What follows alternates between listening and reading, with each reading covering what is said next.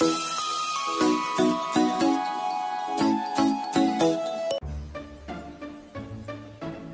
Padilla, tanggap na si Bibi Gandang Hari. Tinaratong tunay na girl ang Peg. Sa wakas, feeling thankful si Bibi Gandang Hari sa nakababatang kapatid na si Senator Robin Padilla dahil tanggap na nito kung ano man siya ngayon. Okay raw ang relasyon nila ni Robin pati na sa iba pa nilang mga kapatid. Kabilang na sa pinakamamahal nilang ina na si Mami Eva Carini.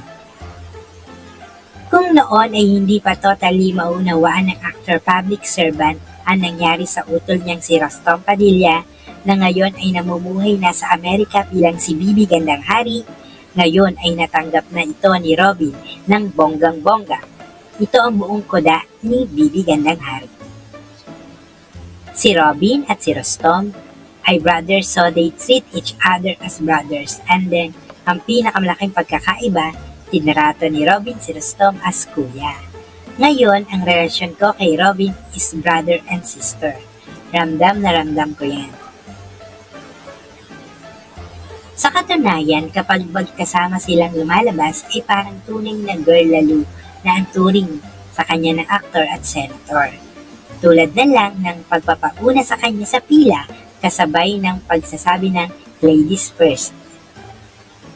Nire-recognize niya lahat ng iyon. He's treating me as a sister, no more than a brother. And then also, dahil iba na yung personality, tinratrato niya ko bilang mas batang kapatid. Ayon kay Bibi, talagang hindi tanggap ni Robin ang nangyaring transition sa kanya mula sa pagiging lalaki patungo sa pagiging transgender woman. Talagang ayaw doon siyang makita noon ng kapatid, pero kalaunan ay nagbago rin ang pagtingin ni Robin sa kanyang bagong pagkatao dahil din sa kanilang inang si Eva Carino. Nagdesisyong umuwi mula sa Pilipinas si Bibi dahil sa health condition ng kanyang ina na umano'y nagde-deteriorate na. Ito pa ang dagdag na kuda ni Bibi Gandang Hari. It wasn't even a surprise to me anymore. Every time I would talk to her on the phone, she would ask your caregivers niya, sino siya, and it would break my heart. I would tell my friends sa Amerika na I think it's the most painful na yung pag sinabi ng mama mo na, sino ka? So tabi ko, teka, uuwi ako.